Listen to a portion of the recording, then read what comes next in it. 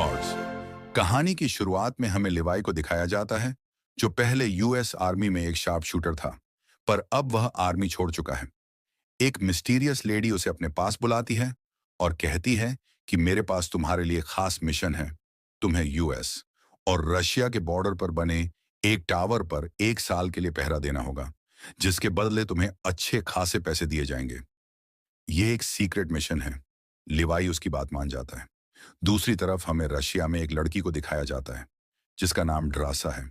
ड्रासा भी एक sharp shooter है। वह पैसों के लिए लोगों को मारती है। वह अपने पिता के पास जाती है, जो एक ग्रेवयार्ड में काम करते हैं।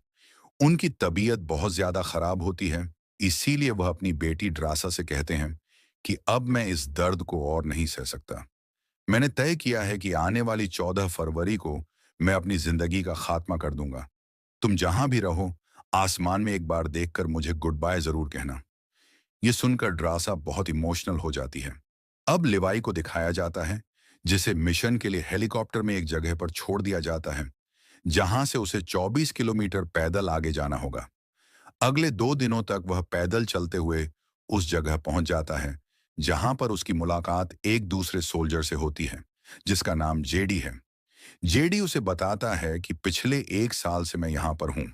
मैंने 1 साल के बाद किसी इंसान को देखा है, इसीलिए वह लिवाई को देखकर बहुत खुश होता है। अब वह बताता है कि यहाँ पर 2 टावर हैं। यह रशिया और यूएस का बॉर्डर है। दूसरा टावर सामने जो दिख रहा है, वो रशिया का टावर है। इन दोनों टावर्स के बीच में एक घाटी है, जहां हमेशा धुंध छाई रहती है। तुम्हें बस अपने टावर पर अपनी मशीन गन में हमेशा गोलियों को लोड रखना है, और यहाँ पर जितने भी इक्विपमेंट्स हैं, जितने भी एंटेना हैं, उन्हें चेक करना है। अगर कोई भी एंटेना या कुछ भी खराब होता है, तो तुम्हें उसे ठीक करना होगा। साथ ही अगर तुम कभी सायरन की आवाज को सुनो, तो जल्दी से भागकर ऊपर इसी टावर पर आ जाना। यहाँ पर लिवाई उससे पूछता है कि इतनी सारी सिक्योरिटी किसके लिए है? यहाँ पर ऐसी कौन सी चीज है? और अब जेडी एक बम को उस घाटी में फेंकता है। जब घाटी में नीचे जाने के बाद बम ब्लास्ट होता है, तो वहां से खतरनाक क्रिएचर्स की आवाज आती है। यानी कि उस घाटी के अंदर कोई तो ऐसी चीज है, जिसे ना तो रशिया और ना ही यूएस चाहता है कि ऊपर आए। और अब वो लिवाई को सारी इंफॉर्मेशन देने के बाद यहां से जाने की तैयारी करता है। उसे लेने के लिए एक हेलीकॉप्टर आता है, जिसमें एक सोल्जर होता है, जो जेडी को ऊपर रस्सी से खींचता है और उससे उसकी इंफॉर्मेशन पूछता है। और जब सोल्जर को यकीन हो जाता है कि जेडी वही है, जो पिछले 1 साल से यहाँ टावर पर ड्यूटी कर रहा था, तो वह उसे धक्का देकर उसी गॉर्ज में गिरा देता है, जहां से खतरनाक क्रिएचर्स की आवाज आ रही थी। इसका मतलब यह है कि यहाँ पर ड्यूटी देने वाला इंसान कभी आम इंसानों के बीच में जाकर नहीं रह सकता। अब लिवाई अपने काम पर लग जाता है। उसका काम होता है कि यहाँ पर हर एक चीज की देखभाल करना और महीने में एक बार यहाँ की सारी इंफॉर्मेशन को रेडियो से आगे पास ऑन करना। लेकिन लिवाई इस काम से बहुत ज्यादा बोर हो चुका है। एक दिन वह सामने के टावर पर अपनी दूरबीन से एक लड़की को देखता है। यह लड़की और कोई नहीं, बल्कि ड्रासा है, जो उसी की तरह एक शार्प शूटर है।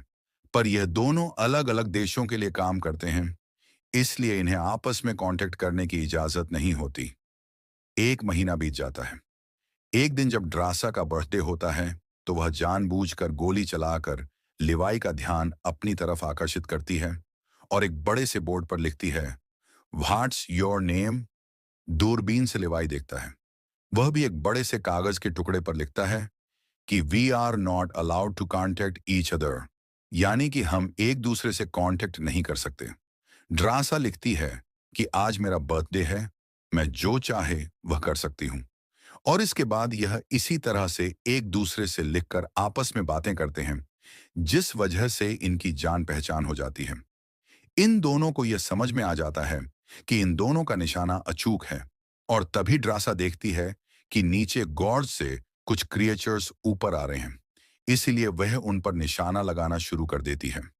लिवाई भी उन क्रिएचर्स के ऊपर निशाना लगाता है, और एक क्रिएचर जो कि ड्रासा के टावर तक पहुंच ही गया था, उस पर निशाना लगाकर लिवाई उसे नीचे गिरा देता है। जब वह सारे के सारे क्रिएचर्स मारे जाते हैं, तो ड्रासा लिखती है कि यह मेरा आज तक का सबसे बेस्ट बर्थडे है। और अब अगली सुबह दिखाया जाता है, जहां पर लिवाई नीचे जाकर हर एक चीज को रिपेयर करता है। साथ ही इनकी जो भी चीजें वेस्ट हो जाती हैं, ये उन सबको गॉर्ज में फेंक देते हैं। अब एक महीना बीत जाता है। ड्रासा और लिवाई अच्छे दोस्त बन चुके हैं। ये दिसंबर का महीना होता है, इसलिए बहुत ज्यादा ठंड होती है। ड्रासा ने बर्फ का एक स्टैचू बनाया होता है। दरअसल ये स्टैचू और कोई नहीं बल्कि लिवाई है। लिवाई ने भी इसी तरह का स्टैचू बनाया है, जिसे वह ड्रासा समझता है। कुछ महीने और बीत जाते हैं और दिन आता है 14 फरवरी का। आज ड्रासा बहुत ज्यादा उदास होती है, क्योंकि उसे पता है कि अब तक उसके पिता अपनी जिंदगी का खात्मा कर चुके होंगे। वो लिवाई को लिखकर कहती है कि आज मेरी जिंदगी का बहुत ही मुश्किल दिन है। काश मेरे पास कोई अपना होता। लिवाई अब फैसला कर लेता है कि वह किसी भी कीमत पर ड्रासा से मिलने गॉर्स के दूसरी तरफ जो टावर है, वहां पर जाएगा। वह गन से एक मोटी तार को उस तरफ भेजता है, जिसे ड्रासा एक मजबूत पेड़ के साथ बांध देती है। और अब लिवाई उस तार से दूसरी तरफ पहुंच जाता है। पहली बार ये दोनों एक दूसरे के आमने सामने हैं। ये दोनों एक दूसरे को देखकर बहुत खुश होते हैं। रात को ये दोनों डिनर करने के लिए बैठते हैं, जहां ये एक दूसरे को अपने बारे में सब कुछ बताते हैं। इसके बाद ये डांस करते हैं। दरअसल अब ये दोनों एक दूसरे को पसंद करते हैं। रात एक साथ गुजारने के बाद अगली सुबह एक बार फिर से लिवाई अपने टावर की तरफ जाने लगता है। लेकिन तभी उसकी जो वायर होती है, जिससे वह लटक कर जा रहा होता है, वह एक लटकते हुए बम से टकरा जाती है, जिससे एक ब्लास्ट होता है। ब्लास्ट होने की वजह से वायर टूट जाता है और वह सीधा गॉर्ज में जाकर गिरता है। उसे बचाने के लिए ड्रासा भी पैराशूट लगाकर हथियार लेकर गॉर्ज में कूद जाती है। वो पानी में गिरती है। दरअसल गॉर्ज में चारों तरफ पीले रंग की धुंध छाई होती है। वहां पर उसे लिवाई दिख जाता है, जो एक पेड़ से उल्टा लटका हुआ होता है। तभी एक क्रिएचर उसे खाने के लिए उसकी तरफ बढ़ता है, पर लिवाई उसे गोली मार देता है, जिससे वह पेड़ से नीचे गिर जाता है। और तभी पेड़ के अंदर से अजीब सी हड्डियां निकलती हैं, जो उसे मारने की कोशिश करती हैं। और ड्रासा वहां पर आकर उसे बचा लेती है। और अब घोड़े पर बैठकर अजीब से क्रिएचर्स आते हैं, जो इन पर हमला करते हैं। पर ये दोनों के दोनों बहुत ही अच्छे शार्प शूटर्स हैं, इसीलिए उनका खात्मा कर देते हैं। अब इन्हें किसी भी कीमत पर ऊपर जाना होगा, इसीलिए आगे बढ़ते हैं, जहां पर अब धुंध, जो पहले येलो रंग की थी, अब वह पर्पल हो जाती है। धुंध जितनी डार्क होगी, खतरा उतना ही ज्यादा होगा। यहां पर इन्हें कॉलोनी दिखती है, जो कि ओपनहाइमर ने उस वक्त बनाई थी जब वो एटम बम बना रहे थे। और इन्हें कुछ समझ नहीं आता कि यहां पर क्या हुआ था। अब ये दोनों के दोनों आगे बढ़ते हुए एक लैब में पहुंच जाते हैं, जिसे 1946 में बनाया गया था। यहां पर इन्हें कैसेट मिलता है, जिसे ये प्ले करते हैं, जहां पर एक रिसर्चर बताती है कि इस जगह पर हम ह्यूमन के डीएनए पर रिसर्च कर रहे थे। लेकिन वह पूरी की पूरी रिसर्च हमारे विपरीत हो गई। वो रिसर्च खराब होने की वजह से इस पूरी जगह का डीएनए एक हो गया। यानी कि ह्यूमन के अंदर से पेड़ पौधे निकल सकते हैं, वहीं पेड़ पौधों के अंदर मांसपेशियां हो सकती हैं। यानी कि इस जगह में जितनी भी चीजें हैं, वह सब की सब एक ही डीएनए से मिलकर बनी हैं।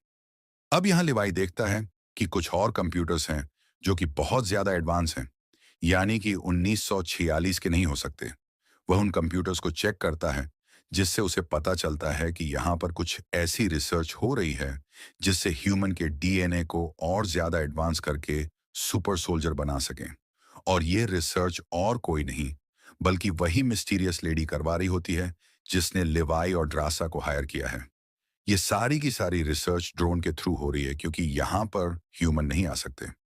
और इन दोनों को हायर इसलिए किया गया है क्योंकि यहाँ पर जितनी भी गन्स, जितने भी एंटेना हैं, उन सबको ठीक करने के लिए ह्यूमंस की जरूरत है। साथ ही जो पहला सोल्जर था, जिसका नाम जेडी था, उसने बताया था कि अगर नीचे कोई सायरन की आवाज सुनाई दे, तो जितना तेज हो सके इस जगह से भाग जाना। दरअसल यहाँ गॉर्ज में एक बहुत बड़ी मिसाइल होती है, और अगर वह मिसाइल फटेगी तो 2.5 किलोमीटर के रेडियस में सब कुछ तबाह हो जाएगा और ब्लास्ट होने से पहले सायरन बजेगा। साथ ही इस जगह के बारे में दोनों ही देशों की सरकार को कुछ नहीं पता होता। वो मिस्टीरियस लेडी सीक्रेटली इस काम को करवा रही होती है। ये सारा सच जान चुके हैं, पर इन्हें किसी भी कीमत पर यहां से निकलना होगा। जब यहां से आगे बढ़ते हैं, तो कुछ क्रिएचर्स आकर इनके बैग को इनके सामने रख देते हैं, जिनमें इनकी गन्स की गोलियां हैं। इन्हें गोलियों की जरूरत है, इसीलिए ड्रासा धीरे धीरे बैग की तरफ बढ़ती है। पर इससे पहले कि वह बैग लेकर वापस आती, एक क्रिएचर उसे खींचकर अपने साथ और भी अंदर ले जाता है। यह रेड जोन होता है, यानी कि यहाँ पर खतरा और भी ज्यादा है। और अब वो क्रिएचर ड्रासा के सामने आता है। दरअसल वह उसका डीएनए चेक कर रहा होता है। यह क्रिएचर और कोई नहीं, बल्कि यहाँ ऊपर जो टावर है, उसका पहला सोल्जर था जो इन्फेक्टेड होने की वजह से पूरी तरह से बदल चुका है। उसके अंदर इंसानों के साथ साथ पेड़ पौधों का डीएनए भी है। और अब ड्रासा उसके ऊपर हमला कर देती है। वह भी ड्रासा को मारना चाहता है, पर इससे पहले कि वह ड्रासा को नुकसान पहुंचाता, यहां पर लिवाई आ जाता है, जो उस क्रिएचर पर गोलियां चलाकर उसे खत्म कर देता है। अब इन्हें यहाँ के बारे में और भी इंफॉर्मेशन मिलती है, जिससे इन्हें पता चलता है कि वर्ल्ड वॉर 2 के वक्त यहाँ पर बायो वेपन्स बनाए जा रहे थे। पर अर्थक्वेक आने की वजह से यहाँ पर जितने भी बायो वेपन्स थे, वो सब के सब लीक हो गए, जिस वजह से यहाँ का पूरा वातावरण इन्फेक्टेड हो गया। ये दोनों के दोनों किसी भी कीमत पर यहाँ से ऊपर जाना चाहते हैं। इनके सामने एक बहुत बड़ा पेड़ होता है, जिसमें इंसानों की तरह अलग अलग ऑर्गन्स होते हैं। क्योंकि यहाँ की हर एक चीज का डीएनए एक ही है। इंसानों के अंदर पेड़ पौधों का भी डीएनए है, वहीं पेड़ पौधों के अंदर इंसानों का।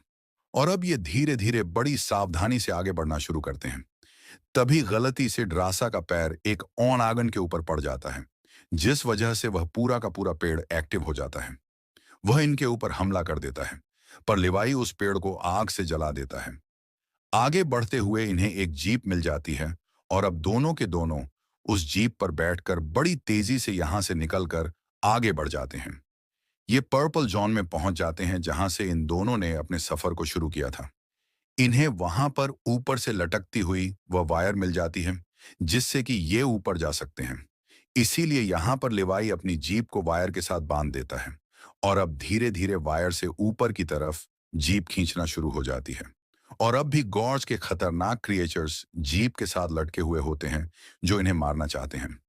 लिवाई बड़ी चालाकी से जीप की पेट्रोल की टंकी को फोड़कर उन सबको जलाकर भस्म कर देता है। ये दोनों के दोनों किसी तरह से गॉर्ज से बाहर निकल आते हैं। ऊपर आने के बाद ये दोनों तय करते हैं कि अब ये इस टावर पर और ज्यादा वक्त नहीं रुकेंगे। लेकिन सबसे पहले लिवाई अपने टावर पर जाकर उसे ब्लास्ट करना चाहता है। साथ ही वहां से वह उस मिसाइल को भी एक्टिवेट कर देगा, जो नीचे गॉर्ज में है, ताकि नीचे हर एक प्राणी, हर एक क्रिएचर पूरी तरह से हमेशा के लिए खत्म हो जाए। ड्रासा कहती है कि मेरे पास एक ऐसी सीक्रेट जगह है जहां पर हमें कभी कोई नहीं ढूंढ पाएगा। और अब लिवाई अपने टावर पर वापस चला जाता है। लेकिन वो मिस्टीरियस लेडी जिसने उसे हायर किया है, उसे लिवाई के इरादों के बारे में पता चल जाता है। वो लिवाई को रेडियो से कांटेक्ट करके पूछती है, क्या तुम नीचे गए थे? हमारे कंप्यूटर्स को किसी ने एक्टिवेट किया है। लिवाई कहता है कि नहीं। वह कहती है कि अगर तुम नहीं गए थे, तो जरूर सामने जो दूसरा टावर है, वहां से कोई नीचे गया होगा। तुम्हें उसे खत्म करना होगा। लिवाई कहता है कि ठीक है। लिवाई यहां पर अपने सभी बम्स को एक्टिवेट कर देता है, साथ ही उस टावर को भी जो नीचे मिसाइल के साथ कनेक्टेड है। पर यहां पर उस मिस्टीरियस लेडी को पता चल जाता है कि लिवाई और दूसरे टावर में जो लड़की है, ये दोनों आपस में मिले हुए हैं और जल्द यहां से भागने वाले हैं, क्योंकि उसने लिवाई और ड्रासा की फोटो एक साथ देख ली थी। अगली सुबह वो अपने सोल्जर्स के साथ हेलीकॉप्टर से इस जगह पर पहुंच जाती है, पर लिवाई इससे पहले यहां से निकल चुका होता है। वो अपने ड्रॉस को उसके पीछे भेजती है। लिवाई उनसे बचता हुआ भागता है। ड्रॉस उस पर हमला करते हैं। वहीं ड्रासा को दिखाया जाता है, जो बहुत दूर पहुंच चुकी होती है।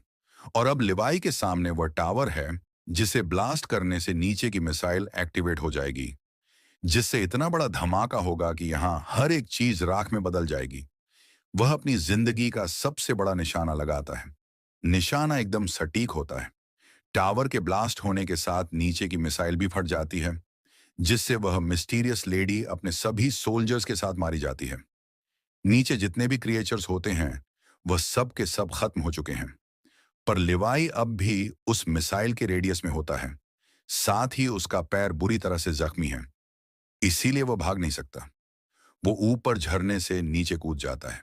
वहीं ड्रासा को दिखाया जाता है, जो लिवाई का इंतजार करती है, पर लिवाई नहीं आता।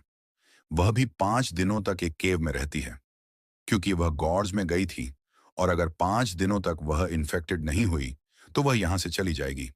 दरअसल 5 दिनों में पता चल जाएगा कि वह इन्फेक्टेड है या नहीं। 5 दिन बीत जाने के बाद वह यहां से एक नई जिंदगी की शुरुआत में निकल पड़ती है। एक लोकल रेस्टोरेंट में वह वेट्रेस का काम करती है और कुछ दिनों के बाद वहां पर लिवाई आता है, जो अब भी जिंदा है। दरअसल वह जख्मी था, इसीलिए वह उससे मिलने नहीं आ पाया। उसे देखकर ड्रासा बहुत खुश हो जाती है। ये दोनों एक दूसरे के गले लग जाते हैं। इसी के साथ यह फिल्म, यह कहानी यहीं पर खत्म हो जाती है। उम्मीद करते हैं कि